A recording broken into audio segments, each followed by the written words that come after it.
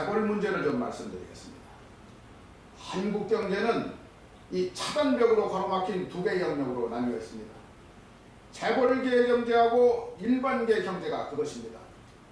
재벌로 불리는 수십 개의 대기업 집단이 한국 경제를 통째로 지배하고 있습니다. 4대 재벌의 총 매출액이 GDP의 50%를 점할 정도이니 말할 것도 없습니다. 그래서 대부분 재벌에 속하며 독과점을 누리는 대기업들은 엄청난 속도로 팽창하여 세계적 기업들로 변모하고 있습니다. 또 엄청난 이익을 내고 있습니다. 그래서 재벌 총수들은 한 해에 많게는 수백억 원의 배당금을 챙깁니다. 그뿐 아니고 그 주주들이나 임직원들도 큰 혜택을 보고 있습니다. 삼성전자 등기임원의 연봉은 1인당 무려 59억 원이고 임직원 평균 연봉은 근 9천만 원에 달합니다.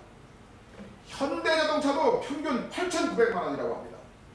다른 재벌계 대기업들도 큰 차이가 없습니다. 그러니 이들 재벌 기업의 발을 디디든가 인연을 맺기만 하면 천국에 들어서는 셈입니다. 그래서 이 부문에 속하는 사람들은 흥청거립니다.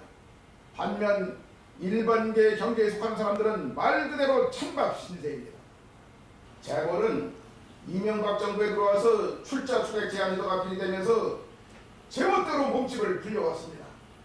35개 대기업 집단은 계열기업을 2007년 4월에 812개에서 2011년 4월에 1205개로 393개나 늘렸습니다. 4년 사이에 원래 약 50%나 늘었습니다. 정말 엄청난 시효 아닙니까? 그런데 그 내용을 보면 참으로 기가 찹니다. 신성장 동력 부문은 4.5%에 불과하고 75.5%가 부동산업 등 서비스업입니다. 중소기업뿐 아니라 자영업 부분까지도 막 나가고 있습니다. 커피집, 빵집, 순대, 청국장 등 대기업들이 한다고 말하기에는 부끄러운 업종들까지 파고들고 있습니다. 그러면서도 고용은 늘리지 않습니다. 이렇게 재벌의 경제적 집중과 독과점이 심화되면서 시장 경제가 위협당하고 있습니다. 중소기업이나 자영업이 빈사 상태에 빠지는 것은 당연한 결과입니다. 그래서 매수가 줄어들고 서민 생활이 더 어려워지는 것입니다. 당연히 재벌에 대한 지탄과 비판의 목소리가 높아지고 있습니다. 그러나 한국인들은 이상하게도 재벌에게 매우 우호적입니다. 삼성이나 현대 같은 재벌이 한국인을 먹여 살린다고 잘못 믿고 있습니다. 사실은 그렇지 않습니다. 재벌이 수출로 벌어들인 이익의 절반 이상은 외국인 주주들에게 빠져나갑니다. 그 나머지도 그 동네에서 빙빙 돕니다. 일반 서민들에게는 거의 혜택이 돌아오지 않습니다. 이거 우리가 잘 알아야 합니다. 게다가 이 국민경제에서의 경제적 비중이 점점 커지면서 재벌은 이제 정치 사회적으로도 압도적인 영향력을 행사하고 있습니다. 신문, 방송 등의 광고 시장을 통해서 언론을 장악하고 있습니다. 보수 언론은 물론 진보 언론들도 그 눈치를 아주 안 볼 수는 없습니다.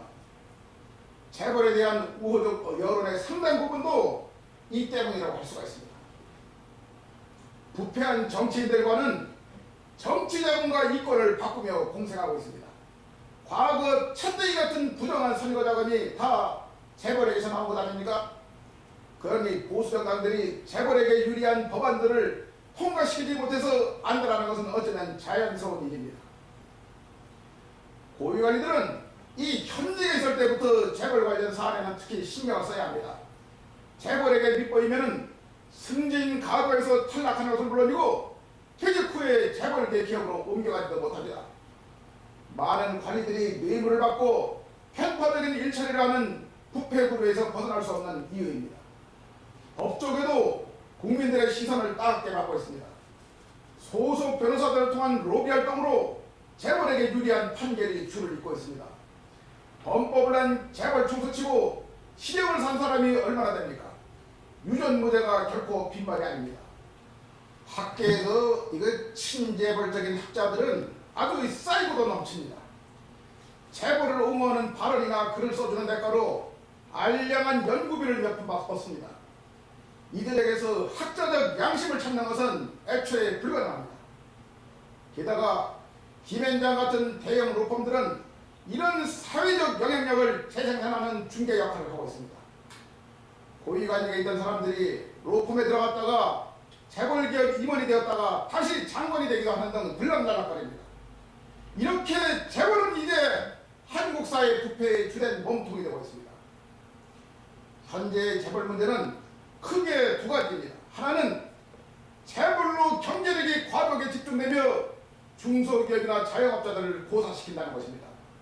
그래서 내수가 줄어들어서 서민 경제를 위협하고 양극화의 주된 원인이 되고 있습니다.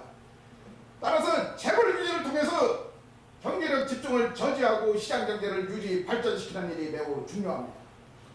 다른 하나는 이 재벌들이 너무 비대해지면서 한국 사회의 민주주의를 위협하고 있다는 것입니다. 재벌의 강력한 힘을 규제하지 않으면 고용이나 노동, 복지, 임금, 교육 등 모든 중요한 사회적 현안들을 해결할 수 없습니다. 따라서 어떤 정치 사회적 개혁도 원천적으로 불가능해집니다. 따라서 재벌 개혁은 이제 2012년에 한국인들에게 피해갈 수 없는 가장 중요한 문제입니다.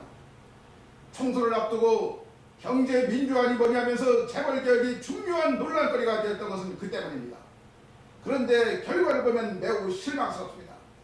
말뿐이지 거의 유야무야되고 말았습니다.